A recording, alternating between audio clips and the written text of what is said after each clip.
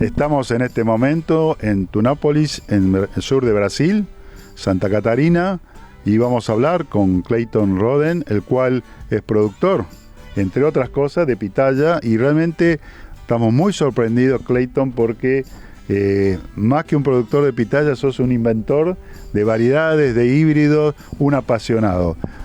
Contanos um pouco como começou tu primeiro cultivo de pitaya. Eu comecei o meu cultivo em maio de 2019, né? E trouxe algumas variedades através de um amigo. Eu vi nas redes sociais, né, que ele tinha. Então, numa ocasião na qual fui visitá-lo, ele me agraciou com duas mudas e duas variedades diferentes. E aí eu fui cultivando, né? Fui pesquisando no YouTube, né? Até porque naquela época tinha pouco material, pouco conhecimento. É uma cultura relativamente nova, né, no Brasil e em outros países também, né? Então fui pesquisando. E à medida que a gente foi pesquisando, Facebook, principalmente no YouTube, né? Depois a gente foi conhecendo algumas pessoas, entrando em grupos de WhatsApp, e aí tu vai conhecendo pessoas que produzem, tu vai compartilhando conhecimento, vai adquirindo variedades diferentes. E aí eu fui adquirindo, e quando chegou a época da pandemia, o pessoal ficou mais em casa, né? E aí que eu comecei a cultivar mais, né? Isso virou um hobby. O cara vai ali, trabalha, né? Vê o dia a dia, vê a planta evoluindo, né? E vai se apaixonando por ela, né? A pitaia cria um certo modo um vício, né? É viciante a paixão. E quando tu menos vê, tu tem bastante variedade, tem bastante muda plantada, né? Meu objetivo principal nunca foi chegar até onde eu estou, né? Eu queria só algumas plantas para consumo próprio, né? Consumo da família. Mas, como eu falei, é viciante, a gente vai adquirindo, né? E vai, né, quando vai produzindo variedades, elas são muito bonitas, a questão da fruta, né? Várias variedades diferentes. Eu já cheguei, hoje ainda tenho mais de 100 variedades, né, de casca amarela, polpa rosa, uma infinidade, né, polpa vermelha. Então você vai se apaixonando com o passar dos anos, e isso é um sentimento que não termina, né? Eu já estou há mais de 6 anos no cultivo, e cada vez mais, né, a gente vai em busca de material novo, né? Agora estou trabalhando para criar meus próprios híbridos, né? Tentar sempre ter alguma coisa diferente. Vos nos comentabas que evidentemente no es tan fácil. Nuestro clima, tanto en Misiones como aquí en Santa Catarina o Río Grande do Sul, es casi tropical, pero tenemos problemas tanto en el invierno, la salida del invierno, como a veces grandes calores en verano. Contanos un poquito cuáles son las mayores dificultades para criar la pitaya. A pitaya ela sofre muito com a amplitude térmica, oscilação de temperatura.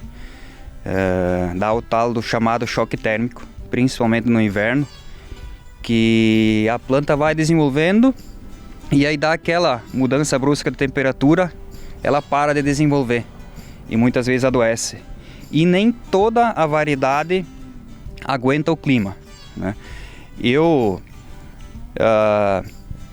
À medida que as variedades aqui foram se desenvolvendo, eu fui selecionando, né? Aquele material que não se adaptou ao nosso clima, né, principalmente a questão da temperatura, eu fui descartando, substituindo por outras, né? Então, o principal fator nosso, o problema, é o clima, né? Há muita oscilação, tanto frio, né? A pitaya não gosta dos extremos, nem do frio, né, e nem muito do calor. Como é uma planta que tem muito líquido nela, né, então ela sofre, né, no frio, esse líquido, essa seiva sofre congelamento, e no calor esquenta, né? Então o calor o calor é um pouco mais fácil de lidar, de manejar do que o frio, né? O frio tem alguns produtos que tu pode aplicar que diminui a possibilidade, né, de queima, né? Ela aguenta um pouquinho melhor, né? Tem produtos à base de prolina, né? O próprio aplicação de uma calda de açúcar ajuda a planta a fortalecer a planta, né? Então tem alguns tipos de manejo que tu pode fazer antes do inverno, né? Na saída da produção. Tu faz o manejo, fortalece a planta, ela aguenta um pouco melhor o inverno, né? Mas a questão, vocês podem estar vendo aos fundos, tem a sombrite. Ela também ajuda na questão do frio. Ela segura a geada, ela tem a dupla função.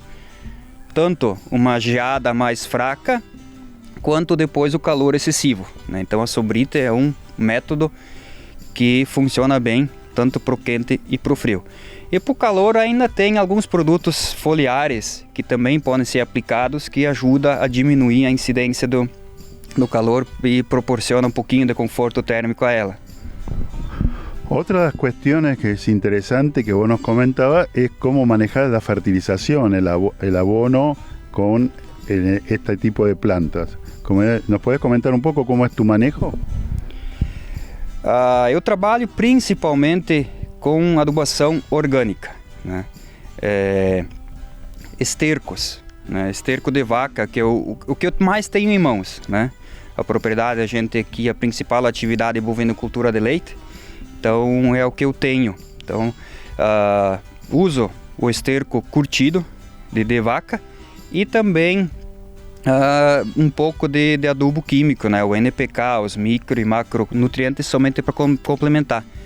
E tem alguns tipos de adubação foliar que a gente também usa, né? A base de boro, de cálcio, principalmente na época de pré-floração, que para fortalecer a planta, para ela segurar a flor, né? O boro é o principal produto para isso, né? Se você não fizer essas aplicações, ela vai ter um abortamento maior, né? E no mais é manter, né? Tu vai intercalando a questão do adubo orgânico com um pouquinho de químico, com NPK.